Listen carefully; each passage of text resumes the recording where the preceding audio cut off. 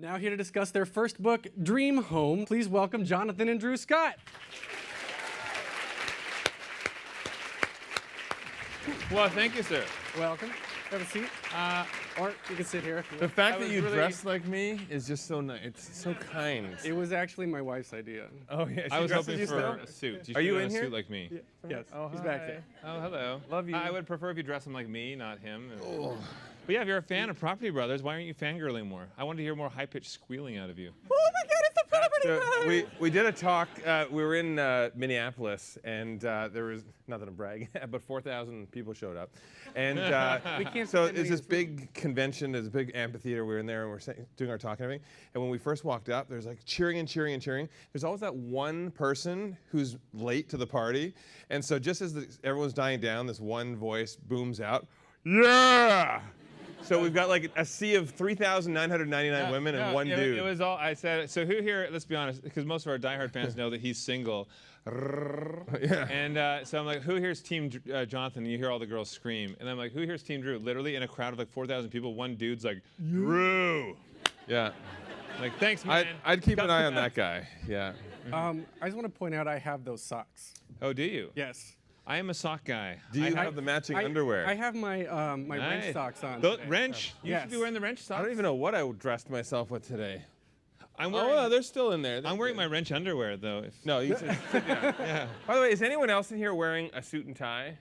Or is Drew the only Yes, person? our producer back there, somebody in the back. Yeah. I like your style. Yeah. So we dressed. went to Nashville for down-dressed. CMA. We were hosting CMA last year. Yeah. Country Music Festival, 120 degrees out, and Drew wore a three-piece suit to a country So? music festival. I'm like the only guy, and I go on a bucking bull, and he jumped. He's like he has to outdo me, and even if I'm walking to the car, he has to outdo me. And he jumps on the bucking bull, rips the ass out of his pants, and he had like fuchsia underwear on. Drew brought fuchsia to Nashville, and Getty was right on Yep. it. So. There we go. Do I look more Google-esque? There you go. Google-esque? There, I untied your tie for you. So you're actually here to discuss your book. And Yes. Oh, right. So this is your first book, Dream Home, The Property Brothers' Ultimate Guide to Finding and Fixing Your Perfect House. I found it incredibly helpful for me. I'm in the process of looking for a townhouse in Brooklyn, so I want to hire you guys. I hope you're available. Let me ask Done. one question. Wife, is he handy? Oh, really? I'm looking to replace Jonathan. All right. We got the stubble going. Yeah, I Yeah. was gonna say you're like literally cloning Jonathan today. You could be the other brother. What would you say is the one thing that stood out to you that was right off the top? You're like, oh, obviously, yeah, that's good. That helps. Making a list between the must-haves and the nice-to-haves. Yeah, Yeah. which is true. So whenever we're sitting, and this is how the book came to be. We've been doing this for 20 years. Coming out of high school, we started investing in real estate, and we're like, we didn't want to be struggling artists, actors. He's a director. I'm a magician. So we're like, we want to fund our creative efforts with real No big estate. deal. Yeah, I'm a magician. Anyway, so Yeah, no big deal. Kapow! I always carry one of those smoke bombs with me just in case. Anyway, so we wanted to make sure that we knew everything. So we read every book we could on real estate. I even watched the infomercials with the guy with the babes and boats, and I'm like, I could have babes and boats. Still don't have that. But we thought we want to take this compilation of all the information we've learned all the years, any mistakes we made when we were starting out, prevent other people from making them, and really have one guide that helps everybody. In the process, as we were doing those live lectures like in Minneapolis, we realized we would ask an auditorium of 4,000 people, and we'd be like, how many of you did this with your real estate professional when you were looking to buy?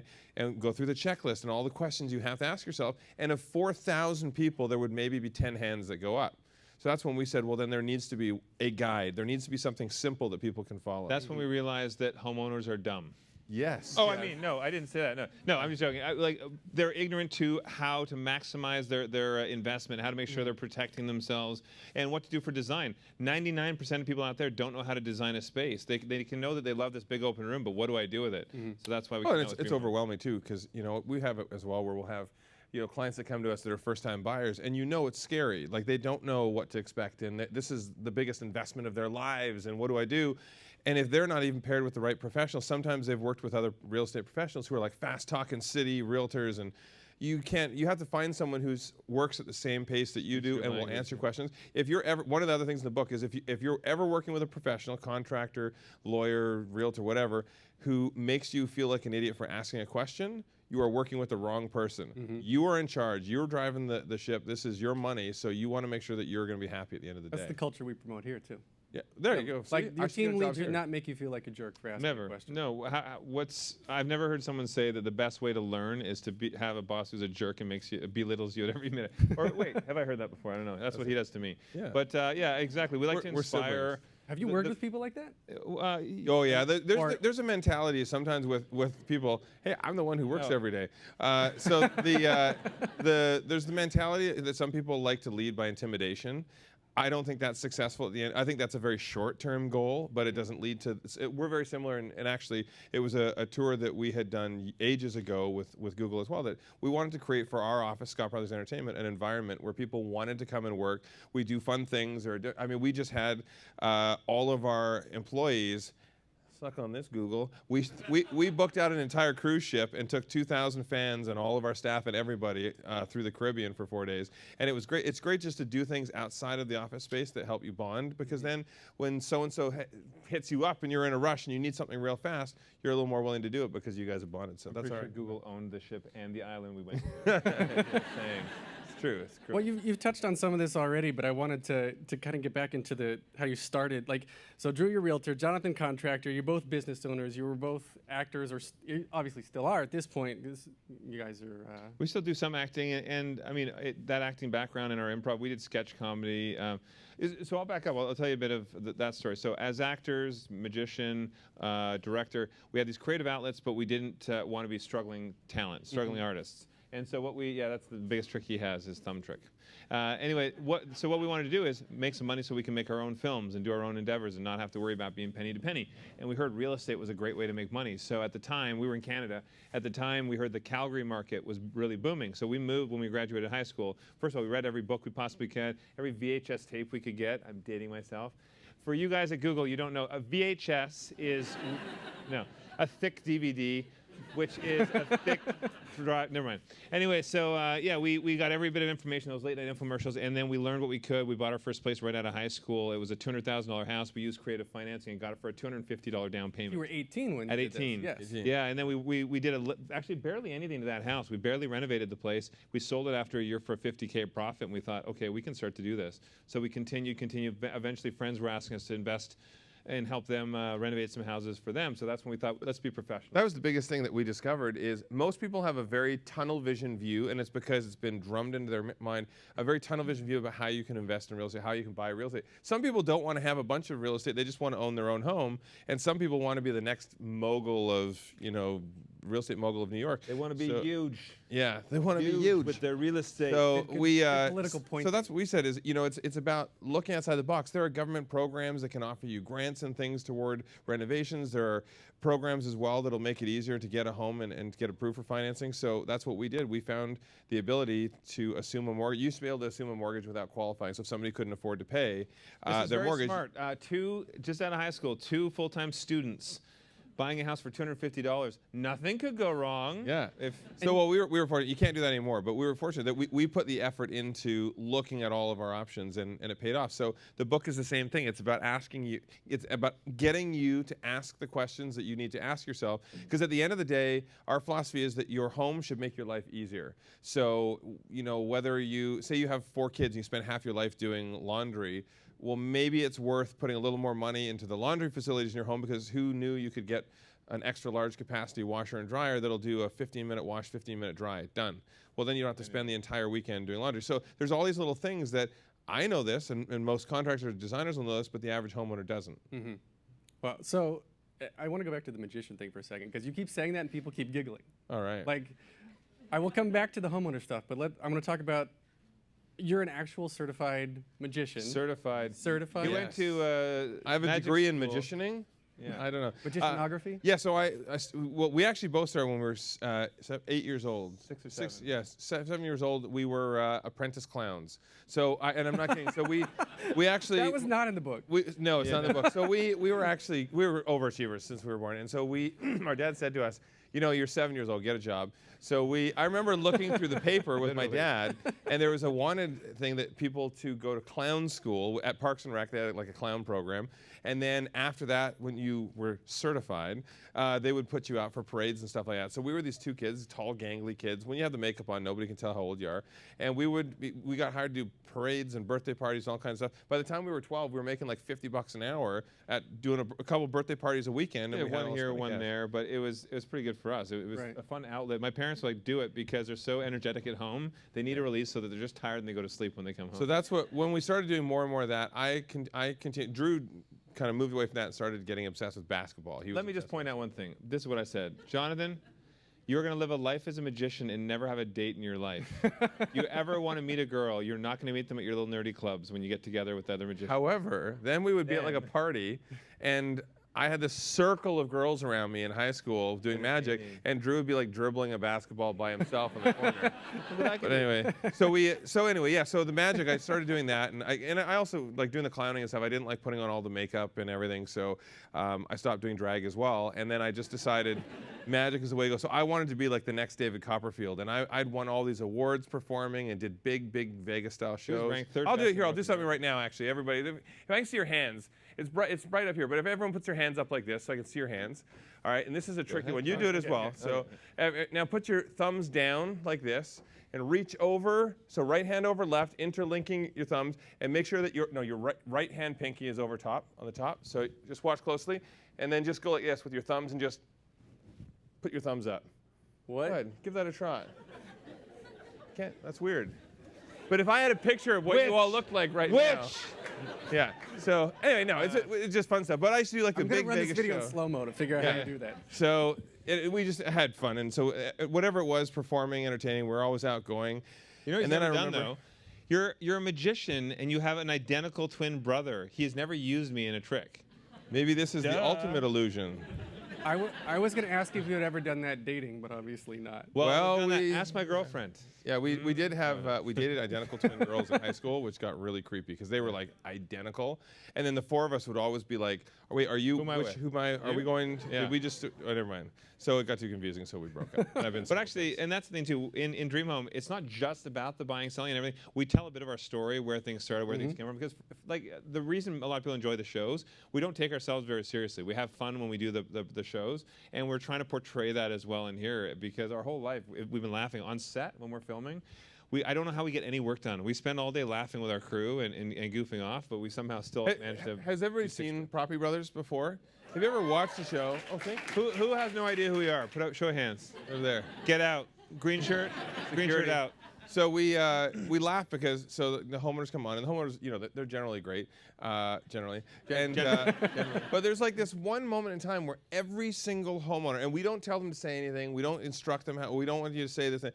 We just film them as they are. And some of them, they come out at first and they're very stilted and they're like, "Oh yes, I love this house." And we're like, "What are you doing? Stop Yeah. it! Just be yourself. Be normal." And They're I trying to portray what they Yeah. think they should be on TV. They're acting. Yeah, Yeah, exactly. and they'll Yep. say, just be yourself. There's no script. And then I'll say to them, I'm like, "Oh, here's a house. Here's what we could possibly do." And every single one of them is always like, "You can't do that."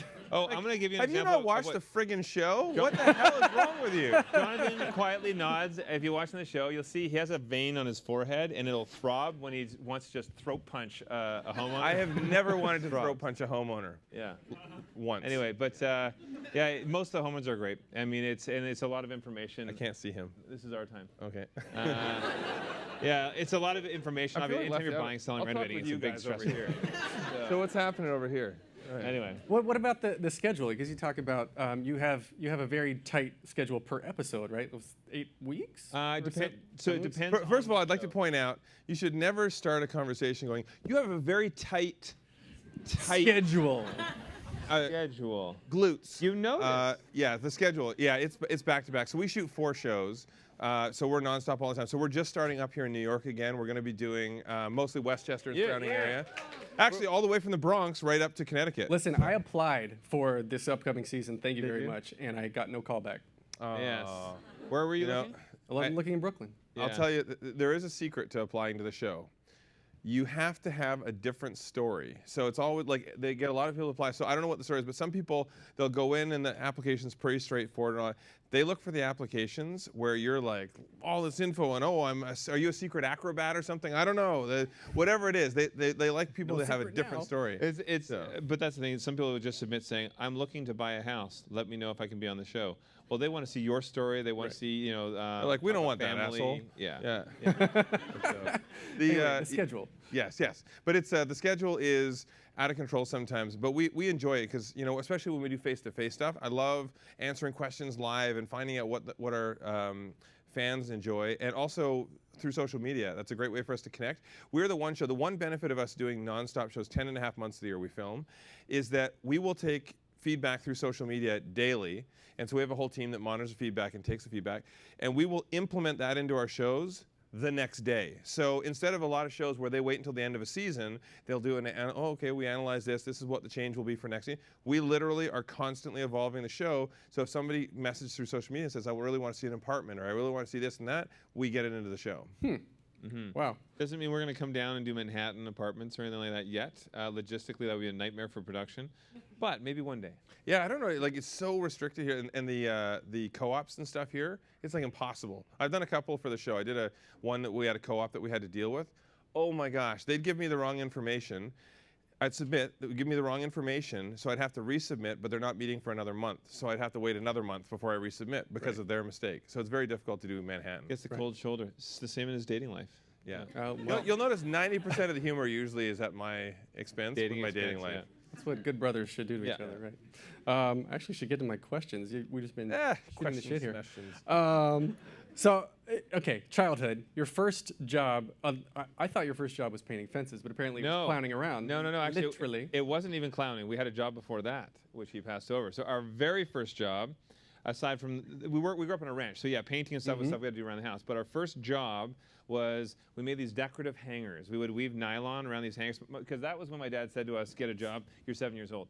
And so we were making these little nylon hangers with a little rosette. It's like an arts and crafts thing. Yeah, have you ever been to your grandma's closet and she had those nylon hangers? Yeah. We made those. Yeah, cute. It was cute. And people thought, oh, just two kids doing that. But we actually were go-getters. We were going to the neighbors. We were finding people to sell them to. And we hooked up with this lady who had a chain of American paraphernalia stores in Japan. She started buying them by the thousands. We're 7 years old. Yeah. So we started hiring our older brother. Watching cartoons with hangers, and we're weaving hangers, hiring our friends and everything. That was our very first business. And I even remember, and this all sounds like we're so full of it, but we have the most bizarre, we should be like 90 for the amount of stuff that we've done. But I remember at 7 years old, we went over to Scotland to visit our family, and my parents' credit cards had all been cut off because the bank thought, oh, fraud, something's going on. So my parents had to have us, as the 7-year-olds, float them for 3 days until the new cards were delivered because of our little hanger business. So Jonathan was just out there at 7, balling. Popping juice bottles, making it rain. That's right.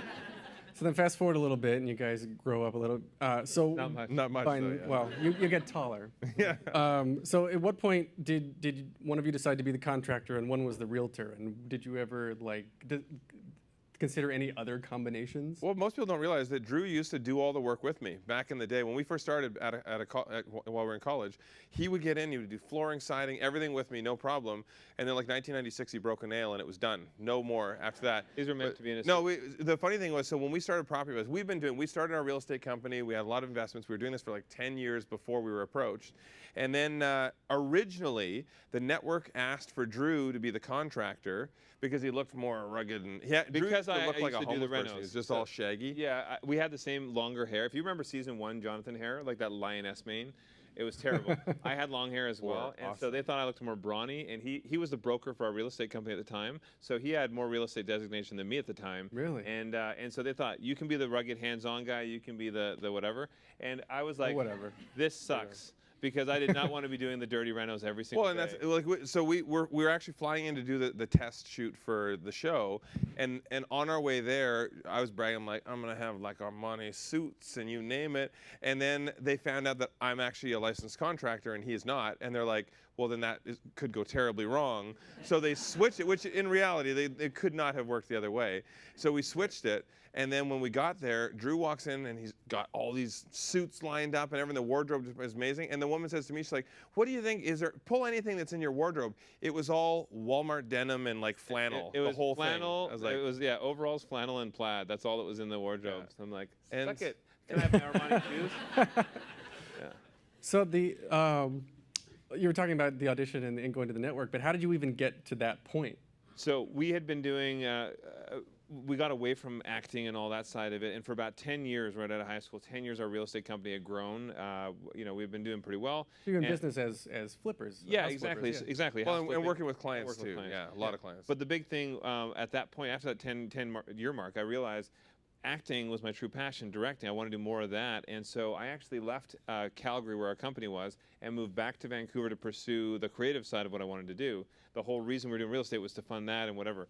And so I started doing a bit more acting out there, auditioning, but I started getting more host auditions because of my real estate expertise than I was getting acting auditions. So I never thought about it. At first, Jonathan and I were both like, well, we don't want to be hosts. That's lame. We want to be actors because it's cool. And then now that we look back, we're like, it just makes so much sense for us. We're sort of doing, it's a Okay, blend he of is our yada two yadaing the funniest part of the whole story. The first big gig that or he was offered rather, was not Property Brothers. The first show he was pitched for as the host was called Realtor Idol. It was American Idol for Realtors. It was the dumbest idea I have ever heard, and the show But I went got an nowhere. awesome voice. Yeah, the show went nowhere. So then after that, the same producers found out that he had a brother that was a designer and a contractor, Yeah. and then that's when they approached us about doing what we do with clients. So they pitched us exactly what we were doing with clients, and in the beginning, the funny thing is, HGTV turned it down. At first, they had said, we don't really see an appeal with two brothers renovating. No, it's not. And then HGTV Canada turned it down. It was a network in Canada called W Network that said, okay, we'll give it a shot. And within 3 weeks, we went to #1 of the night. And then within a matter of weeks after that, we were #1 show on their network, and they were blown away. So then HGTV was like, let's just try a half-hour cut-down version. Same thing. And then a few months after that, we've been top shows on HGTV for like 6 years. Thanks to you guys who watch. security, Not yeah. green sweater over there, not her, but everyone else. So thank you guys. So do you ever film more than one episode at a time, or is it 10 Always. at a time. We Really? go to 10 at a time, yeah. Yeah, So so that's you- what I have. Like all day, I'm just between 3 or 4 sites every single day. Those Once- Grays, they were not there before shooting 10 Well, Drew's got the time. best job in the world because once the construction starts on Property Brothers Buying and Selling, he's not needed at that point. So spas, golf. If you have got recommendations for Great great golfing. panini I love places, Wingfoot, just saying here if anyone golfs. yeah. But then, so that's why I love Brother versus Brother because when we're filming Brother versus Brother, I'm not helping him. So he's got his own house. He does his own design. He gets in there and does hands-on work. So obviously it's comical, but Comical.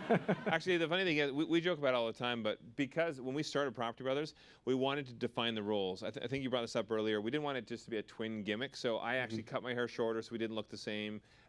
We defined our roles. Even though Jonathan had licensing as a real estate agent, I used to do the hands-on work. That way people aren't confused who's who. And when he's doing, he just does dirtier work than I do. We run multiple companies together. I get to keep a suit on and stay clean while I'm doing all the other work. So we work from 7 in the morning until 10 at night pretty well every single day. the most annoying part is that because we're working together all the time and we've got all these businesses on the go. Then we go home and we're in bunk beds. So it's just Yeah, it's really tough. you can never get I can hear separated you from each other. texting. and your feet's hanging off the end of the Exactly, bed? Yeah. right? His sexting is Crazy. so annoying when So weird. awkward. It's after 5 p.m. It's okay. Oh yeah. So as the viewer in your episodes, we only get to see a few rooms. Do you do the whole house too, or is it just we like leave him you- sleep on the ground? Yeah. Like- No, that's actually probably the biggest question we get. What happens to the other areas of the home? So we only have time to film 3 or 4 rooms for Property Property Brothers. Brothers. So the budget and the timelines are only for 3 or 4 rooms. I'm not renovating an entire house for $80,000. We usually do renovate the whole house inside and out, but that's a separate timeline, separate budget. And keep in mind too that we work with local trades in every city that we go to. So I do the design on all the properties, and I jump in. And the tighter the budget gets, the more I do because I don't charge for my time. Drew charges triple. But so it all depends. Every homeowner is different. Some of the houses they don't need anything else done anywhere else. Most of the houses there's a lot of work to do everywhere. do they keep the furniture? Yep. Yeah, On Property Brothers, yes. it's all built in. I mean, Jonathan tries to reuse some of their current pieces, just refurbishing them, but they keep it all. On buying and selling, typically they don't because we're staging a house, so we're just renting furniture to stage. When you said reuse, I was picturing that you went into the last house you just finished. And you were like, let Yeah. me borrow this for a second. I want to We're put it gonna, on. we're gonna Yeah, throw all yeah. this stuff out. Don't Yeah, follow exactly. us. Don't worry, don't worry. No, I laugh because I'll take on average, I'll usually be able to reuse about 50% of a homeowner's existing stuff. So, they'll come in for the reveal and they'll be like, oh my gosh, I love it. This is so fantastic. Why does that look so familiar? But I'll have repainted a table or I'll reupholster a couch or something and they don't recognize it. So it goes to show that you don't have to throw everything out. You can reuse tons of stuff. It adds character to a design. Right. So shifting back to the book here. By the way, can I say I love the fact that you've already earmarked so many pages there. Oh, that means you've actually done some work. I read the whole thing, yeah, and well, this is how I put my questions together. Thank you. So I just wrote squiggly lines and went back and made things out of Because them later. until now, we thought you were a fraud. So. I get that a lot. So the book, like I said, very easy to read. I enjoyed the personal stories as much as the business how-tos, I guess. But you divided it up into very specific sections. Like, how did you come up with those sections? Because it's like how to find a contractor, how to do the design. I particularly like the outdoor space because you don't get to go into that in the show. Yeah, Right. well, that's actually one of our favorite areas is outdoor for making over a space. Even with QVC, when we launched our outdoor furniture and decor, the reason we started outdoor is because it's our favorite space. Now we're doing our indoor collections as well. But it was tough because we have so much information from over the years. We started mid to late 90s, and we've renovated, we've bought, we've sold, we've built new, we've even if it's just redesigning furniture design in a space to maximize what you have, even if you don't own. We wanted to find ways to give everybody something that they could take out of the book. And for it to be an easy resource guide, so that if I'm like, you know what, I'm prepping my house to sell, boom, they go straight to a chapter that says prepping my house to sell. Or if they're just saying, I just want to be inspired of what I could do for the spring. Boom, there's stuff on. So that was the biggest thing for us. I was actually amazed when we started researching that we wanted to write a book. We wanted to research what was already out there. There was not one single resource for people that is simple to inspire them about what they should do, what questions they should ask. So we compiled all of our knowledge and researched even more stuff that you haven't seen on the show. There's a lot, I'd say 3/4 of the projects and the photography in this book are not from houses you've ever seen before. They're other projects. Yeah, there's lots of pictures in here. Yeah, and all of it was, so it was all in one place. So you don't have to have 50 books trying to figure out how to reno your place. You realize Jonathan's talking right now, so no one's looking at you. You're like, I want to show you pictures, and all the women in the crowd are just like, what's Jonathan saying? I wish. Sigh. No, we're gonna get. He gives you compliments, but you are identical. I just want to. We have the same face. Yeah. He has fancier hair. We're identical. Yes. He has fancier hair. He's had more dust in construction sites, so this is 4 years from now. Yeah. Sawdust. Actually, it's not sawdust. I call it man glitter. Yeah. Man glitter is really rough on the complexion. No, but that's really great. Honestly, one of the things we wanted there for the book was to make sure that there was a ton of information. It was easy accessible, a lot of lists and a lot of charts, even charts to help you if you're looking at getting products for your house, appliances, flooring, outdoor furniture, whatever it is. We're also listing off what time of year you'll get the best deals from the different retailers. Oh yeah, that was helpful. Yeah, The deals calendar. Yeah. There's even actual floor plans that are common problems we find a lot of clients bring, so that you can see the solution to that floor plan. So, yeah. Something earlier you said, what was the section that jumped out to me? There was something else that I thought when I read it, I was like, oh yeah, that makes sense. Was you saying list your house lower than you want to get money? List your house lower than you want someone to make an offer for. So the whole strategy here, and we've done this for many, many years, is if you think about it, if you have, say, 3 houses in your neighborhood that are pretty comparable, and you price yours really high, you're going to sell a house. It may not be yours, but you're making the other house look better. So what we've always done, because if you think about it, if all the houses are pretty similar, but you're the top price one, well, obviously they're going to say, why would I pay more? I'll go to the more inexpensive one. So what we always do is we make our houses the nicer house that's out of all the comparable properties. We have them staged beautifully. Buyers can see the way they want to live. Yet we price it just under, maybe 5% under market value. Then all of a sudden you have all these other houses that are blah, your house just under that price that's amazing. Everyone gets in a frenzy. And we also delay our offer acceptance about a week. I usually will list on a Wednesday, and then I'll accept offers on a Sunday. People get in a frenzy for about a week, and then they all suddenly bring offers, and we always end up getting a higher bid. And every strategy is different, and you look at the neighborhoods and you look at the community and the demand.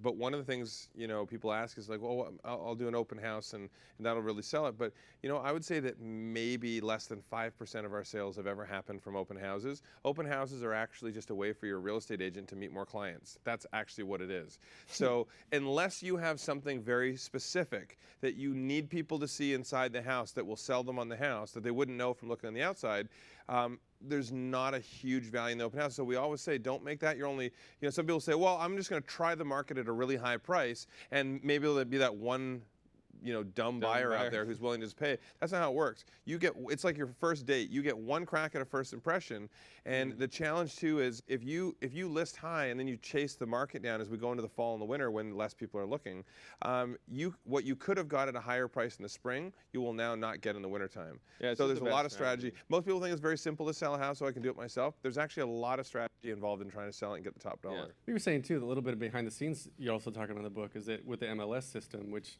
I don't even know how much that applies in New York. It's all a big mess here. That you only get to be a new house once. Well, that's really it. I mean, what you'll see a lot of agents will do is they'll list the house really high, they'll sit it on the market for a bit, and then they'll start to bring price down. Others will list it high, they'll take it off the market, and then they'll relist it as a new listing at a lower price to try and get that initial pop, because that will show up. People, when you're on the MLS, what a lot of people will do is they select what they want to see. If a house is listed without photos, 99% of buyers don't want to see a house without photos. So even if it's the most beautiful house at a great price, they won't even look at it. They'll skip over it.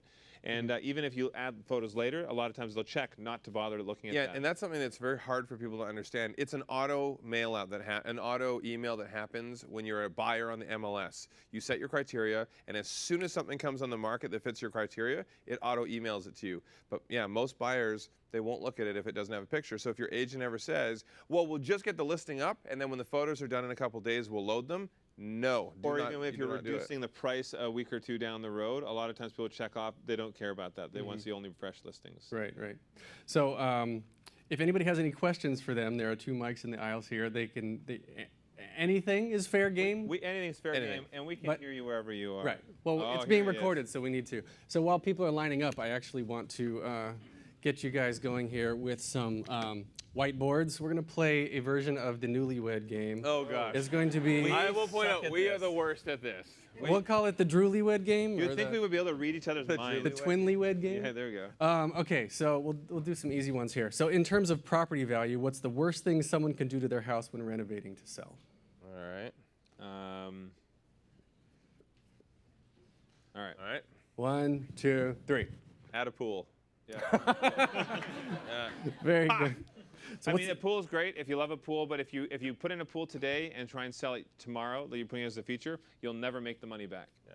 So what's the worst thing you've seen? Is it just a pool, or has there been something like so over the top that it sticks out? Well, no. One of the things I can't stand, and there have been clients, like there were a lot of clients we wouldn't take on if they weren't willing to work by our rules. One is you disclose everything and you're honest about everything. We would have clients, they'd be like, well, so we may have had a mold problem, but I painted over and it's hidden, and I moved a piece of furniture in front of the bad part. Or the drywall over foundation cracks and stuff. Ooh. And stuff. I worked up in Vancouver as an agent for a long time, and in Vancouver, it's like the North American capital for grow ops in everyone's basement. Oh, right. And this one house, this guy asked me to come and check out his house to list it, and he had a door locked in the basement, and I saw signs like that you see for that sort of a thing. He wouldn't open the door. He said, "Oh, I just lost the key." That was where his grow up was, which I found out. So I'm like, I'm not listing your house, and I've reported your house. So. Which, by the way, I was looking back to fact check the magician thing, and magician is not in your book's index, but.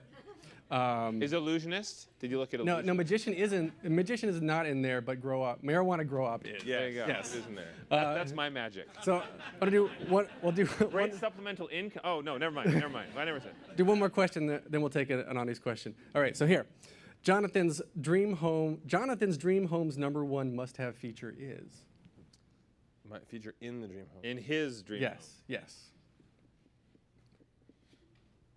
All right. All right. Ready? I write like a 5-year-old with a broken hand, by the way. All right, ready? 1, 2, 3. What is Oh. Oh, water slide. Oh, you. I shove my dogs down the water slide. Yeah. Dude, All right. I do have 2 dogs. So yeah. Question over here. Okay. Hi, guys. I'm from Toronto originally, and I love going back to the first season and watching just for the nostalgia value. just to hear Tirana or hear the A lot more people like, oh, sorry, I'd really like to see about the new designs and stuff. new It's hoose. really great. That's a new hoose. Well, so actually, I was wondering, what do you find is the biggest difference between working in Canada and working in the States? I will tell you. So, Wait, hold on. So, The first thing is, what's the one stereotype that you all think about Canadians? They're so Super polite. right? Not So in this show. We will be filming, we'll be filming in Toronto, and so we film you because the production company that does Property Brothers is based out of Toronto. So we usually do like every second or third season up in Toronto for a few months. Anyway, so we'll do a house, and we'll say to the homeowners like, oh, we're doing all this work on your house and everything. Maybe we could film with you on say Tuesday and Friday at 2 o'clock, and they'll be like, nah, and we're like, oh, we're giving you $10,000 and $40,000 in free stuff, and it would be great if we could. Nah, but if we're filming in the States, they're like, oh yeah, I'll quit my job, I'll pull my kids out of school, no problem, everything, I'm all yours, whatever you want. So. I think it's less about the polite side, it's more about in the U.S., they'll do anything to be on TV kind of thing. But, anyway, it is fun. We love mixing up between cities across the U.S. and across Canada, and we're going up to Toronto again later this year. Yeah. Awesome. Thank you. Cool. Yeah, question over here. Hey guys, I work in sales at Google, and one of my favorite parts of the show, I think is really underrated, is it always typically happens like this. Go to see a house, right? And they go, oh, it's listed at like 560. And then Drew comes in, he goes, well, I think the market value is about 520. And the next thing you know, you put in the offer, you get it at 520. And it like always happens. So what I'd like to really know is one, yeah, I'm giving you a big compliment here, but one, how do you know the markets and you go to all these different places? Yeah. And then two, just giving a little context on how you actually go through the negotiation process. So look at how our sales guy dresses, Yeah, by the way. and you know what? Yeah. He's, Yeah. Sales are rough these days, huh? Yeah. Actually, I love the question because one thing that annoys me a little bit, there's so much information that we could show on our shows, but we only have 42 minutes with commercials and everything. We only have 42 minutes to tell a story.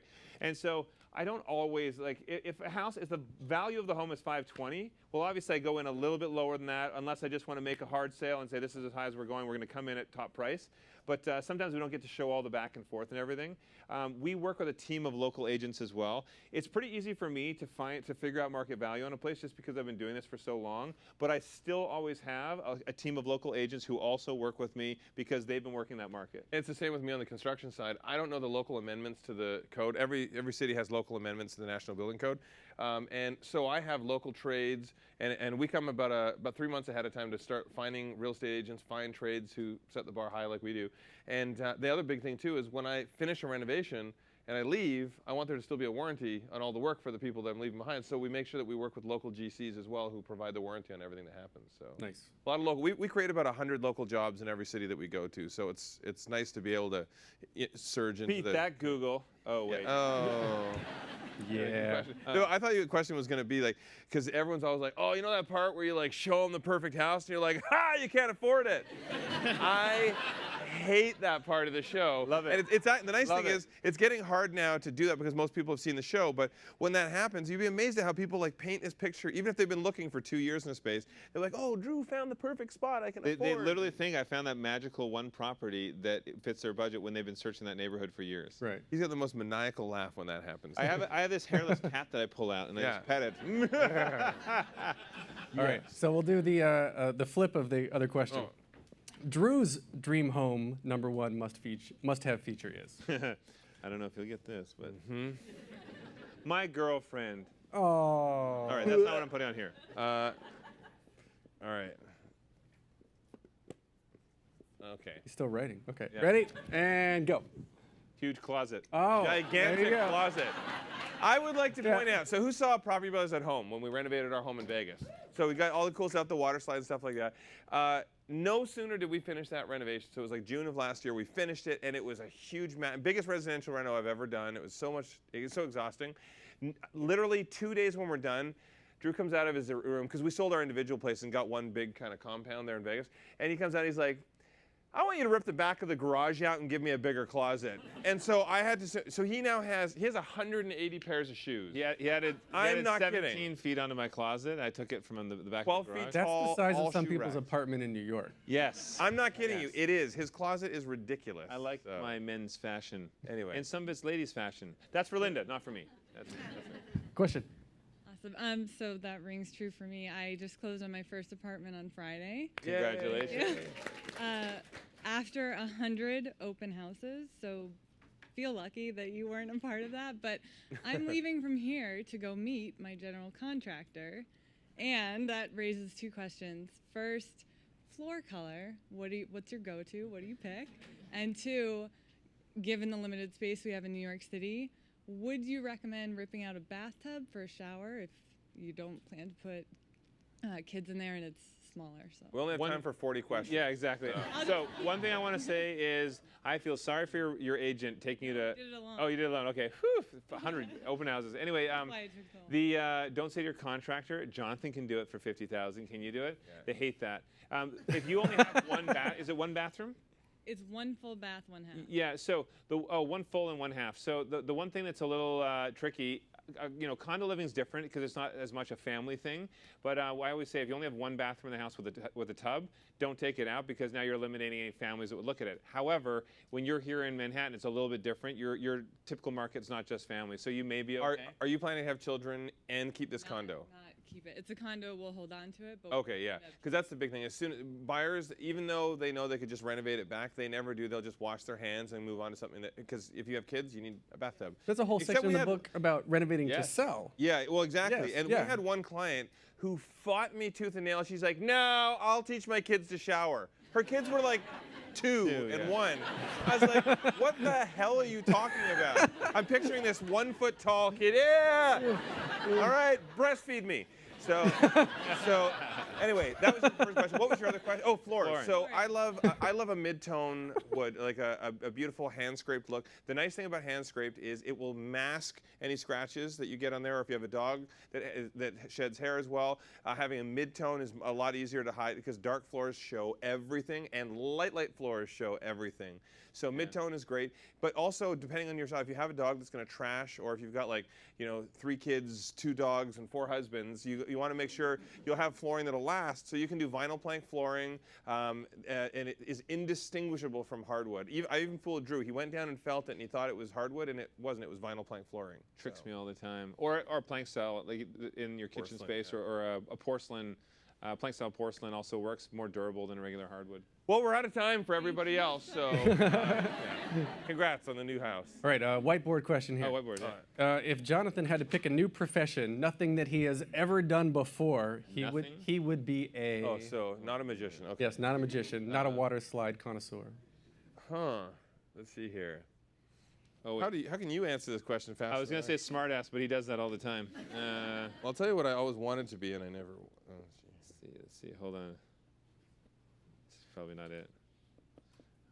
When I was 5 years old and got up in front of the class, and everyone's telling the teacher, oh, I want to be a policeman, I want to be a fireman. I got up in front of everyone and said, I want to be a flower man. I don't even know what the hell that is. Party. Oh yeah. What would, I a was flower, a party what would a flower man do? It's like a florist. I don't know. But I he, guess- he Oh, thought okay. it was I called just remember as a flower man. kid, my dad would walk me, like when it was Mother's Day or whatever, he would walk in, take me with him to the floral shop. Right. And I was just thought, they must love working in here. It smells so good. I wanted to be a flower man. Question. So, like Alan, I also applied for this season, and I got a very fast response. Oh, ouch. Ooh. Saying that, thanking me for my fantastic application. But the one stipulation for this season is that I was responsible for finding the property.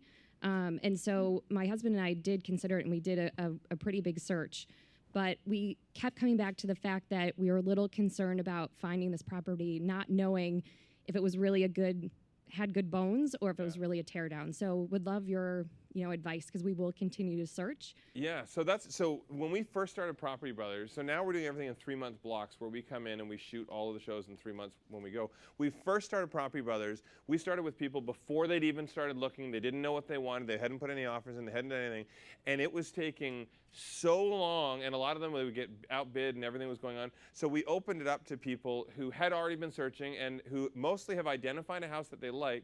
We still show them in other houses, and rarely will they actually switch and go to another house. Most of the time it's the house that they've found that they love. I can renovate any home, absolutely any home, and I can make it beautiful. But you're right, we had one client who, against every piece of information I gave him and everything that the other thing too is you'll be working with a realtor, your own realtor and whatnot. I always laugh because when we come into the picture, your realtor is always like, can I at least get a referral fee or something? And we're like, we don't take you away from your realtor. We work with your realtor to make sure that everything comes together. Yeah, at the end of the day, I mean, the main thing for us is we work with locals, whether you're already with them or we introduce you to other agents, because outside of us film, we do up to 10 episodes at a time. I can't be out there showing every single property. Jonathan can't be out there on every single property. So we have real estate agents working under me. We have construction leads, design leads that work under us. The big thing would be it's getting you closer to that point where you're ready to pull the trigger. And one of the conditions you should always have if you're doing a major reno on a place is that you have a contractor come in and price out the work and see. So usually I recommend getting a couple in. They don't charge for a quote. They'll come in, they'll look at everything, tell you what they think. If you see that the numbers are way more than what you thought it was going to be, you can walk away from the deal without losing your deposit, and that's that. That's the challenge with me, though, to come in as the designer. A lot of times I won't even meet you until you've already narrowed down your search and you've done all that. So that's why you want to have somebody that you know has got you in the ballpark. I know I can make a house beautiful, absolutely, and I get you all kinds of free stuff, which is nice. And I also know that he'll never stop talking. I never stop talking. Yeah. So anyway, that'd be cool. They still haven't fully. I think there's like 4 families left that they haven't finished casting yet. But like I was saying earlier, find something unique if you stay in touch with them, because we've had it before where people were told no, and then all of a sudden something happened and it worked. Everything lined up. Yeah, no, that's perfect. We're still in the consideration set. We just have to find the property. So we're excited. Very Good exciting. luck. Good luck. Cool. So the flip of the question. Oh. Listen, my story is that I've interviewed you. Does that not count for No, something? like, hell no. Oh. All right, so if Drew had to pick a new profession, nothing you've already done so far, he would be a... Oh, one of you's left-handed, the other one isn't? I can go both ways. I'm more creative. Whoa, whoa. Hey. Whoa, whoa. We're talking about writing? I work here, I can't say that. All right, ready? Ready? 1, 2, 3. Spa analyst? What? A Spa analyst? He spends half his life at a spa. I don't know. What did you put? Pro golfer. Oh, yeah. He would totally want to be a pro golfer. Yes, Right. all right. Here's a little tidbit of information. So Drew is so friggin' competitive. He takes lessons for everything. So he takes golf lessons, guitar lessons, like he's taking ping pong. He's been taking ping pong lessons for 2 years from a ping pong master so he can beat me. Has anybody here been to Spin? Anybody here been to Spin, the ping pong bar? Isn't it awesome? Wouldn't you like to just go in there and crush those guys that are in there? Because wouldn't that get you so far in life? Yeah. So he does. He's been taking it for. So when we did our cruise on our fan cruise in the fall, I beat him two tournaments in a row, and I thought he was going to jump overboard. He was so mad. The paddle. It was a crappy paddle. If he uses a crappy paddle, I can still beat him. But if he uses his fancy $5,000 paddle, then he can beat me. It is not $5,000. $4.99. Yeah, exactly. One. Yeah. Thank you so much for being here. So I'm also an identical twin, and a dream of mine would be one day to go into business with my twin sister. But I think we've been a little hesitant because I don't think, Is her we wanna dream drive very each other different? crazy. Yeah. Well, that could be one problem, but I wanted to hear from you guys what's kind of the best, from both of your perspectives, what's the best part about working with your twin brother, and what's the worst part? So I would say the best part. His eyes lit up. No, when I he mean, said it. the most important thing is to be able to I love him a lot. The most important thing is to be able to separate emotion. Anytime you're doing something business, this is why a lot of families can't work together, is because they're always emotionally charged with whatever they're doing. This is also why we tell homeowners, don't list your own house. Don't try and GC, general contract, your own renovation. Bring in a professional, because we don't have the emotions. So that's the biggest thing. We're good at that. Love you, bro. Yeah, Love you, bro. I would say the worst thing is that when we're... Well, I think the big thing, so our no BS policy is a big thing. We have a no BS policy. We get it out before it turns into something bad. But the best thing is, if you've had a best friend who you can finish each other's sentences and all that stuff, it's like that times 100 when you're identical twins. So he knows what I can do in a design. So like people are always like, well, I'm not going to ask Drew a design question because Jonathan knows it. I went to college for construction and design, but he knows how to design a nice house. So we work very well in the fact that we know where to share resources. What's the worst thing? I would say the worst thing is Drew is a robot who will work third wheeling on my 24 dates. hours a day, that's it. always, everywhere. We were in Paris. They would go home. You're just as bad, Linda, wherever the hell you are. They would go home at 8 o'clock every night in Paris and work on the computer. I'm like, we're in Paris. We're on top of the Eiffel Tower, and he takes a conference call. So, really good reception. That's Drew's downside. Yeah. Cool. Yeah, over here. Thank you. So your work is impeccable, of course. Thank you.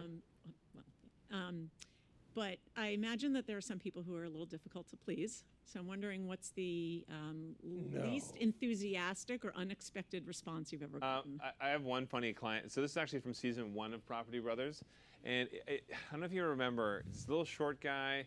Yeah, he was a little Asian guy with gray hair. Oh. Do you guys remember? Kieran was his name.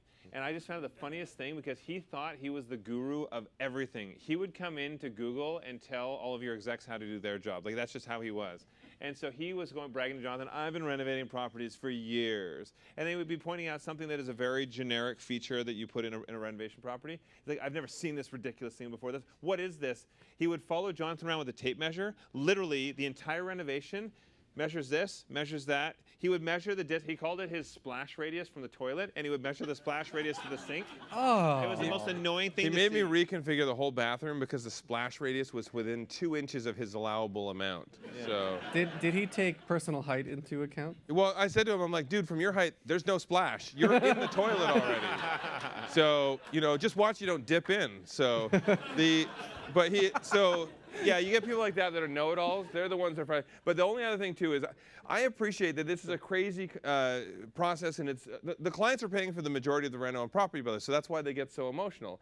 But the big thing is, if we come across a problem that was hidden inside the walls, and every major renovation will come across a problem. You hope it's something small that your contingency covers, but if we find something and the homeowner, and this has happened on more than one occasion, says to me, well, I'm not paying for it, but you better fix it. You found it.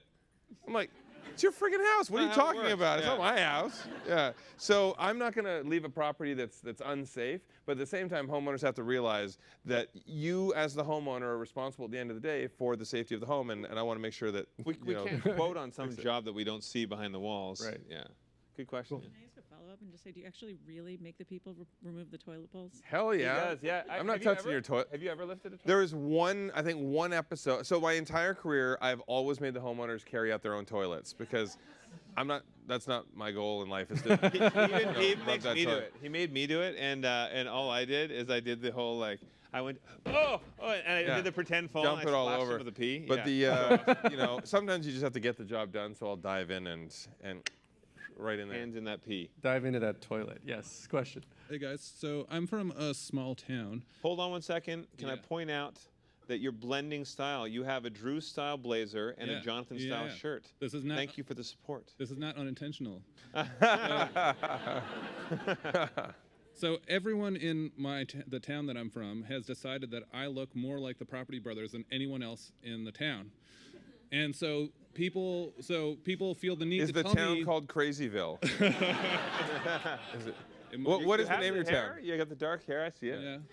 And so people You're come tall to and me every male. time they watch you. They're like, "Oh, we watched your brothers last night," which is every night, all the time, and everyone in the town. And so Can I've had you a lot come of, up here and ask your question from up here so we can take a selfie? I'm curious. Yeah. Come on in the middle. Here. Does your me take a photo? does your Take a whole picture? town think that all tall white guys look the same? Let me take a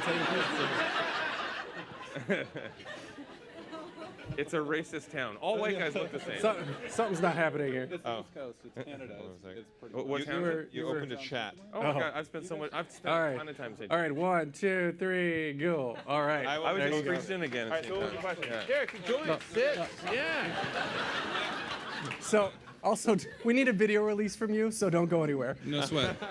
So I've had a lot of time to think about this, and I'm just saying, what if there was a long-lost Property Brothers episode? Now, I don't know how to fix anything, really, but I could be the drunk one on the couch, Yeah.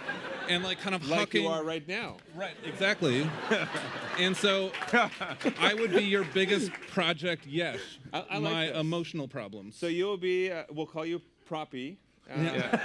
Proppy, bro. Did anyone, by the way, did anyone see the SNL, was it the 30th anniversary or 40th anniversary celebration? Ed Norton did a sketch in New York. What's the name of the guy who does all the club breakdowns? I can't remember. What is it? Bill Hader. Yeah. Stefan, Bill yeah. Hader, yeah. And in that, Stefan's like, the club was designed by the lesser-known property brother, Proppy. That was you. Yeah, so it's You know, cool. tell you what, we will have our agent contact you. You don't contact them. We'll have them. Yeah, we'll have them reach out to you. Anyway, that's hilarious. I would say half of the tweets that we get are from people whose families have outed them as a property brother lookalike. And so at some point, we need to start our own club or something like that. Thank you for Thank making you. yourself known to us. The other brother. Actually, it is the cutest thing when we have our fans will have their kids will post pictures when they want to be us for Halloween or something like that. And they all fight to be the contractor. Like the kids all want to be the contractor. I'm Wear like, the tool Those belt. are awesome. Well, the funny Like, thing right you now, need to- Snapchat has a face filter that puts a beard, like a goatee on you. And everyone now looks like me. I had a 10-year-old send a picture with the beard on now and looks like me. So apparently it's the Jonathan filter on Snapchat right now. You need to have your realtor tool belt. I do. I mean, So what it's I pink. would say, I don't need a tool belt because I just carry a tool around with me all the time. But story. yes, a question over here. Hi. You mentioned that you're currently not in Manhattan or you've only done a limited number of projects. So my question is, what are your... Will you marry me? Is that? No, I'm already married. But my my question is, what are your reservations with Manhattan? Because Manhattan can be tricky. And if there hypothetically were a rooftop project in Harlem that needed to be redone, is that something you would be interested in? The main thing is we always have to think of everything. There's the real estate side of what we do, and we love hitting all different cities to show the country, the diversity of properties across the country. But the other side is the production side. We have to think logistically. Shooting in Manhattan gets very, very expensive because think about parking for crew vehicles and everything, construction. If you're dealing with downtown property, it gets really, really expensive. Timelines for permits, co-ops, turnaround. Co-ops have to approve everything that you do, and they only meet once a month. So if you don't get an approval on this one, if there's anything wrong, it's a month later. So the problem that I have is timeline now. So if I have to be in and out in 3 months, good luck renovating anything in Manhattan in 3 months. And as far as the rooftop patio, I actually just did a phenomenal rooftop patio design here for an actor friend of ours. And then he ended up selling the place before I did it. So I have a finished design for a rooftop patio. Just saying. Is that proposal place. back on the table now? That's the one great thing with Manhattan. Anytime you're working with a smaller space, try and utilize your outdoor living area for something that you can use throughout the year. I mean, of course, in Vegas, we can use an outdoor space right through the winter. Yours is a lot more limited, but even in some of the designs, you can have a reduced area with some coverage that'll allow to keep the snow away. So Cool. Yeah. All right, so we've got time for one more question. Huh? Yeah? No pressure, but No pressure, better be good. By the way, there's no such thing as a stupid question, but if you do ask a stupid question, we'll You'll make let fun me of know. you. Yeah, we'll make fun of you. Yeah. Fair game. So you mentioned that there's lots of differences in different markets and cities, and as someone who's potentially going to be a first-time buyer in Westchester, I live in the city with my husband now. Do you have any watch-outs, call-outs that you would say are unique to Westchester now that you've been there, both with the buy side and the Can I rental swear? side? Yeah. Old shitty houses. Yeah. That's very common in Westchester. Well, the one thing that we did discover, because we shot for 5 months in Westchester and actually all the way up to Connecticut, but there are all these pockets with the most bizarre codes that I have come across. The strangest things that I've renovated houses across the country, up in Canada, everywhere, and there would be like this little hamlet in Westchester that has some random code that like, no, you can't do this because of X, Y, Z, and the code says you have to do this. So be aware that renovating in Westchester was trickier. The permits were more expensive, and they would shut us down constantly if you were working a minute past the time that you were allowed to work past. So in normal areas where I can work until maybe 9 at night, 10 at night sometimes, in Westchester it was something crazy like 7 o'clock. Sometimes from one county or one city to the next, the small tweaks to code and whatnot is so drastically different, and as well state to state. So just know it inside and out, or hopefully if you're working with a contractor, then know what they're I doing. also did find that as soon as you tell a trade, oh, you're coming to Westchester to work, they're like, sweet, I'm charging more. So be aware. My father's actually a contractor, but he's licensed in Rockland, so. Okay, well, good luck. He'll probably charge you triple. Yeah. Yeah, good luck. Great, thanks.